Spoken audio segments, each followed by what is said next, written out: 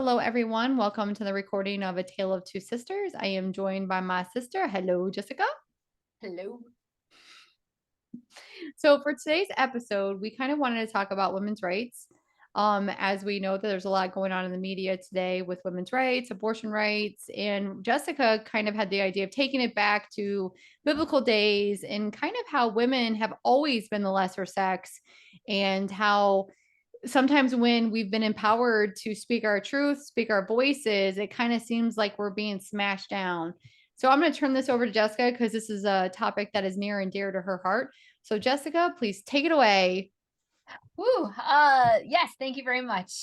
This is something I am really passionate about. And again, just because I like to talk about lots of taboo subjects that, turn people off, like being an atheist. Women's rights and being a feminist is something that also makes people kind of, roll their eyes at you. Mm, But for me having, two young daughters mhm. and, the different career choices I've made in my life really has made it a poignant thing to be aware of the way that women are viewed in society. And Yeah. I am specifically talking about, the United States culture and the way that Yes. Yes. We're going to specify this is only for the yes, United States and our yes. experiences within the United In our States. personal, absolutely. And again, everything that I say is always on the way I've experienced things in a personal way, and Hmm. also observing the experiences of others that are around me or in my life circle, I will say. Hmm. Hmm. But for me, I definitely feel that the United States, even though that, we're in, 2023, I do feel like this is a very patriarchal society, and down to the way that women are treated if they act in a passionate manner. They're called crazy or bitchy, or they use all of these kind of Yeah. hyperbolic kind of terms that make you feel like there's something wrong with the fact that you have a dominance in a subject, or again, like feel confident on something and you speak in a passionate tone. I mean, look at Hmm. Hillary Clinton. But this specific topic is something that I am passionate about, with the overturning of Roe v. Wade. Um, I am pro-choice, and I think that is not saying that anyone may or may not personally feel comfortable having an abortion. Hmm. Even that word I know makes people uncomfortable, True. but again, I think it's just about someone deciding what's best for their lives for themselves and not someone else deciding. And I And what's always felt also best for their body. yes. Yeah, because you can, that's the big thing. Like, what if you, like, if I've had friends who've had abortion, and I've also had friends who've had miscarriages, and the Mhm. medications and the procedures that they went through They're the are the same. same. Mhm. Right. And people may be misunderstanding that these medications may help them, or medication, or whatever the procedure. And again, it's such a personal, heavy, emotional thing to go through. And It I is. think it's very sad that a room full of men would decide to make a decision on what goes on for a woman. And again, that for me comes back to my feelings of the Bible and the way you hear about the people that were next to Jesus and his confidants and the people that were important to him. And there's only one woman that at least is really mentioned a little bit there is Mary Magdalene. And we all know how she ended up being a little bit a tainted subject. So for me, that kind of just re-solidifies the idea that women aren't seen as equal in our Mhm. society and back down to our religion.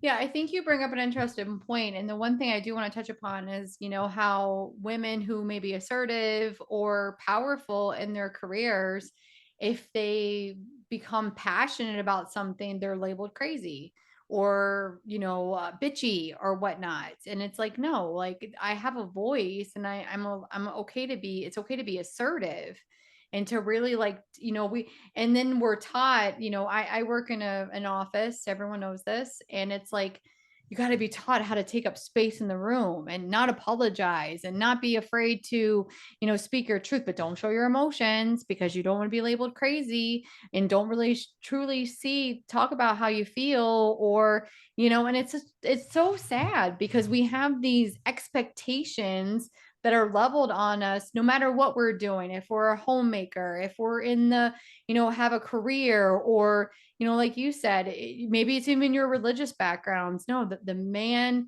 leads and you should speak when spoken to. That That's makes kind of how sense I with feel. being a priest too. I like to bring up the two sisters Oh that I yeah. know, the two nuns, and the one Sister Mary Judith. She would be the most amazing priest. I've never met No. anyone who just cares about people and she remembers everything about you. I mean, she's met my sister a couple of times that I I love can her. guarantee that she would remember everything that was going on in her life, and she Mhm. just comes to you and makes you feel so welcome and insecure and She loved and does. everything that you want to feel from religion, but she's not allowed to because she's a female. Like all these things in our lives tell us that we're lesser than because we are women. And going back to like the labeling of, okay, I want to be a homemaker or Mhm. I want to be a career, and that even that phrasing to say that, okay, isn't homemaker the amount of work that goes into making the food, taking care of the children, cleaning the house, all that Mm. stuff is more than a full-time job. And we all see that as doing something that may be fun or it was a choice, or it just seems to belittle how much effort goes into Yeah. it. And then to make it even more complicated, with the way that wages are and the way that American society and how we pay people, the man and the woman, or both roles could be, same sex, both roles have to work. Right. But then when it gets to the home responsibilities, the majority of that still feel falls on the woman It for does. some reason, just because in our society we feel that these are women's work. Right. I don't know why that's a thing. I mean, how many posts have you said, or maybe you've seen online about, oh, my wonderful husband is taking care of the children. He's babysitting my children. No, he's taking care of his children. Like these are Right. his children, And then it's like I do still feel like the expectation is still on the women to still be the primary child caregiver and the primary person for taking care of the kids, but also we have to have a full-time job because the cost of living in this area is so expensive and there's no way. I mean, people struggle on one income. Like I couldn't imagine like if we just had one income, I wouldn't even know what we would do. No, it's very stressful, I would say. And it's just, I think everything comes down to the idea of going back to our original topic about Yeah. abortion. So, Yeah. the main thing that I think seems to be a misconception about abortion is that it's easy, that it's a quick It's an fix. easy way out. Right, right. And it was a simple moment of pleasure, and now the woman has to deal with the consequences of that Mhm. choice. And because they had that moment that always feels so disconnected to the reality of, okay, you did this and now there's a child. The woman is saddled with this huge decision. And I always found it really interesting when you look at the statistics of who's actually having the abortions. Majority of the people who are having it are women who already have other children. They've got Mm. 2, 3 children, and they're like, I cannot afford, financially be able to afford them or the time to be able to take care of them. And they're making a decision that's best for their family, Mhm. So again, it's But just, to take that point though, I mhm, mean, you should practice safe sex. right. You should be on birth control or practice abstinence or speak with your partner about having a vasectomy. It's like, and I understand the statistic, but it's like, but also be a grown ass adult, you know? Right. And if that is that's kind of shocking that, and I get it, like families and whatnot are expensive to take care of, but it's like you choose to lay with a partner, you should choose to understand what the consequences are of you having sex. No, that makes sense. I can see that. I mean, we shall be, responsible humans. And Right. then to me, it seems like, but it's a responsible choice to take a pill to not have a pregnancy that you no longer want. I mean, you Mhm. got pregnant, and at the end of the day, if you can take, methylcycline, whatever, it's all in the news, being able to take a pill that if something happened, it's not a very severe or expensive, reaction to, something happened. Hopefully, it's just because you didn't take your birth control properly, or if there was something that happened, I don't know, or even Mhm. again in a chance of a case of someone was raped, or if there was something like that. Well, There's no, so many absolutely. I think things. if there is a rape situation, a medical condition, a reason to why you can't physically carry the child, you mentioned before people have miscarriages, that the baby has passed inside of them, and yet they're still expected to carry this child, to then have to deliver a dead baby. I mean, that's very extreme, but that happens now because of people not being able to go get abortions. And that to me is shocking and terrifying. I don't agree with using it as a birth control method. No. I think if you are responsible enough to understand of having a family and having a child, you should be responsible enough to understand that you need birth control. Yeah, I agree. I guess it's like I would think about, when you were a irresponsible young kid, you're Mhm. 17, 16, 17, kids are having sex as young as 12 and 13 these days, Yeah. unfortunately. They don't really seem to understand the causal action of, okay, so if I have sex, this is going to result in a baby, Yeah. So I feel like a lot of that, and again, it's just, it always comes down to the reality of, okay, so a girl has sex and she ends up with a baby, and a guy has sex and then there's nothing else to it. Like, again, I always like the old Yeah, the joke, woman saddled with the responsibility, and Yeah. the woman's family is also saddled with that responsibility, and it's a lot to take on. And Yeah, it's and then and their I life think has changed. and I also think, like, I mean, making the decision to have an abortion, I feel like for most people, it's not a light decision. It's a very, like, you're questioning your values, your morals, what is your, and maybe you connect it with spirituality or religion, and then I do feel like it is a very deep decision that you make. I don't think people, I would hope that people wouldn't take it lightly. I No, mean, because for they're me, having it. yeah. Majority of the people, like, there's always these videos or these ideas that women are having abortions at like 8 months pregnant or something like that, and that's just an absurd idea. The idea that you're removing an Exactly. entire baby from a woman, and that isn't a that just seems, it's just supposed to be inflammatory and hyperbolic for a reason. You're just trying to outrage people. But in general, Mhm. if someone who's going to have an abortion, they're 10 weeks, there's nothing really there. Plus, it's so new to them. You don't even really find out you're pregnant until you're, what, 6 weeks along. And if a woman has to have a late term abortion, that woman already has a nursery picked out and a baby's name, and Yeah, it already has everything that's needed. And it's generally because of a complication or a right, birth defect in the baby. And again, like you right. said, that decision could not be lightly taken, No, and that's they would live with that very for the rest of their lives. it's very traumatic. It's Yeah. a very traumatic decision, and it's also very traumatic on a woman's body. I mean, I even though there are a lot of babies being born, it's still a miracle. Like, there are mortality rates for women dying while giving childbirth. Mhm. There are, statistics for babies dying during childbirth. And it's an alarming thing when you're like, "Oh, but we live in the United States and we have the best medical care." And it's like, "No, but a lot of people still have complications, and people could die." Like, I don't know about you, but I remember when I was like, "I'm gonna die." Like, I remember with my first child, I was so nervous just to have a baby. Like, I was like, "I'm Oh, yeah. gonna die." I wrote a living will when I was pregnant with my second daughter, that I have a living will that was written because I was nervous I would die when I gave Yeah, birth. it's such a So, scary concept. And I know another thing you wanna talk about was, like, on the flip side of it, like, maternity, like, after you have the baby, and what kind mhm. of rights as women do we have? And it's like, we don't really have good maternity leave, No, I mean, especially in the you're United barely States. healed.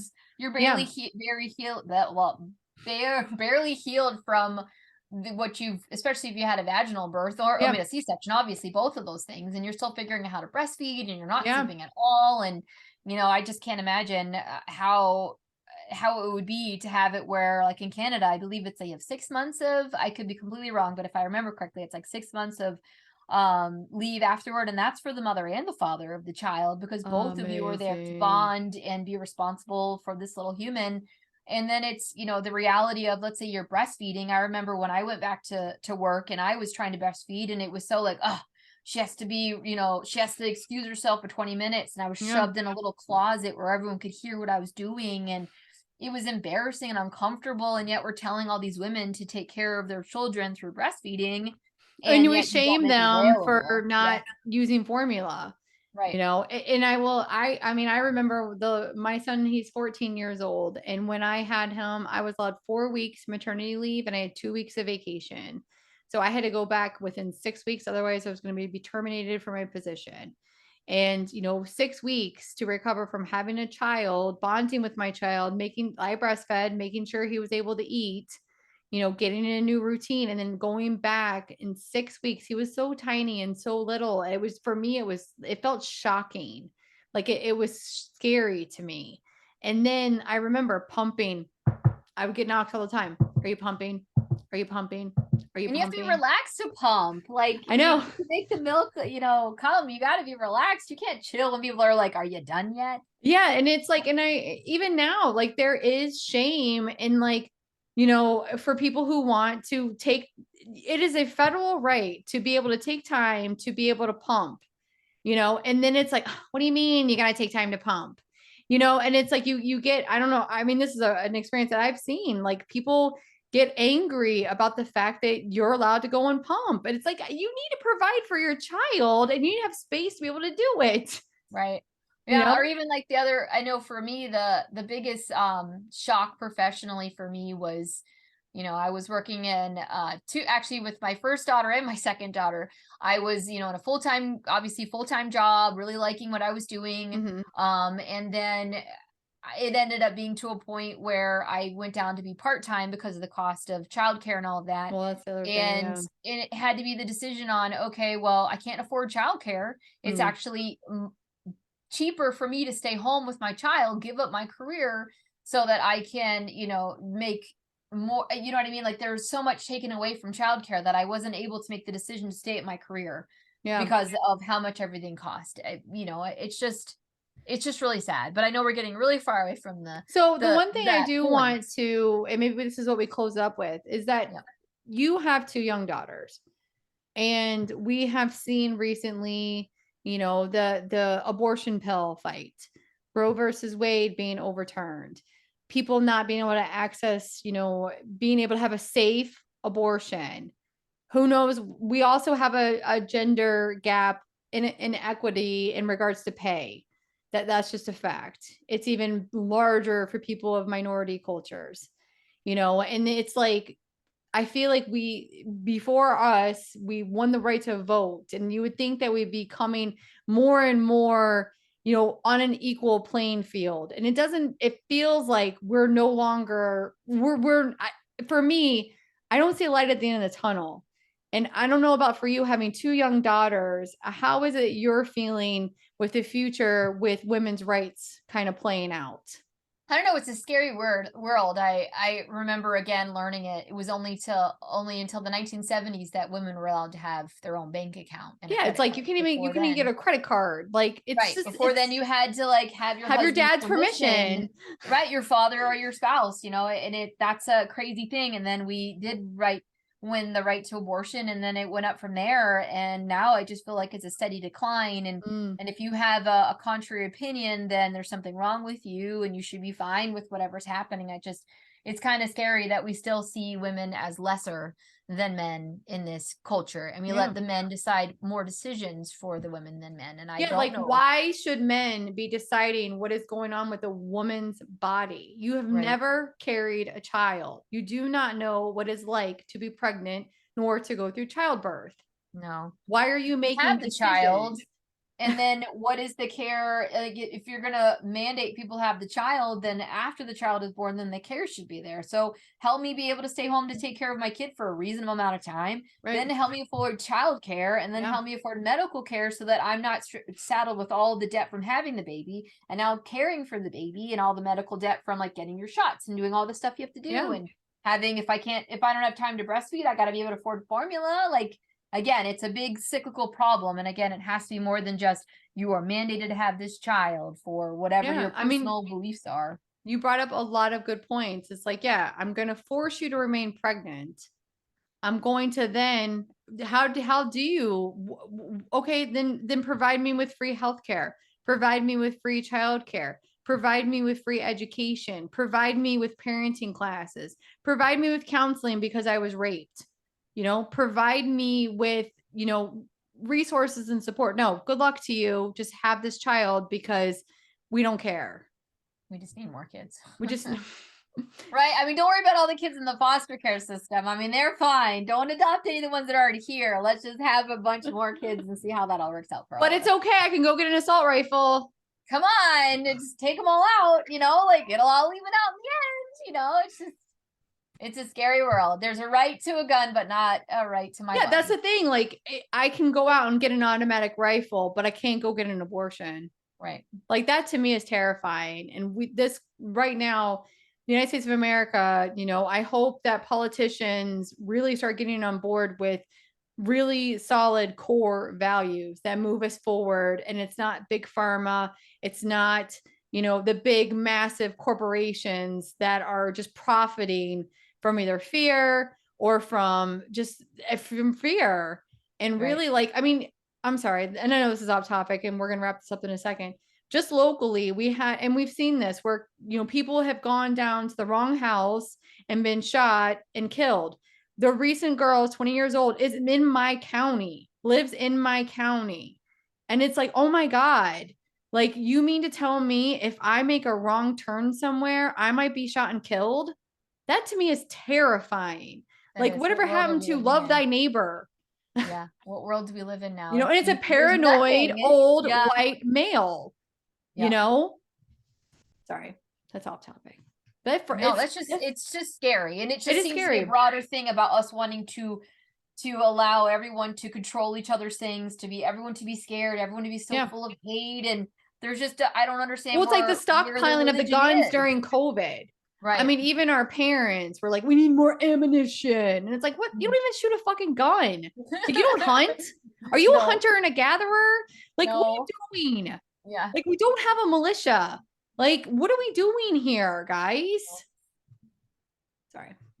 No, it is very scary, and it's sad to think that it feels right now that we're getting attacked from all sides right now. You're banning books. You're having that Yeah. you can have a gun. You Yeah. can't take care of your body, but you can have a gun. Well, no, You and it's know? even like I would be terrified to be a Black American right now. Yeah. Like, am I going to get pulled over by the police? Am I going to be discriminated? And am I going to be, and I can't speak to that kind of feeling. And I would imagine that it's very traumatizing. And I would be afraid to be a mother of a child growing up. And like, and I don't even have the Every words time for they're out it. of your sight, are they gonna ever come back? Right. That's terrifying. Well, Well, that was a really inspiring end to a show. listen, I think the biggest message that we want to take from this is that we need to start utilizing our voices. We need to reach out to politicians that are in charge and really start speaking our voices and stating our cases, instead of just letting people, like, sometimes I feel like we're being blindly led. We have to be able to say, no, this is what's right. This is what we need as a country. And then the other thing is that maybe we stop donating to all these politicians and we just send them thoughts and prayers. Brilliant. There you go. There You know you what I go. mean? Like, here's my Save the thoughts money and for all these prayers. children that are going to be Yeah. born. They're all going Here's to my need thoughts and childcare. prayers. Yeah. And good luck Good to luck to us.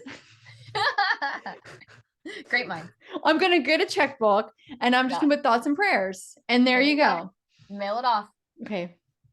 I'm not trying to be a smart ass, but really, like, I'm so tired of seeing thoughts and prayers when right now we've had more mass shootings than we've had days of the year.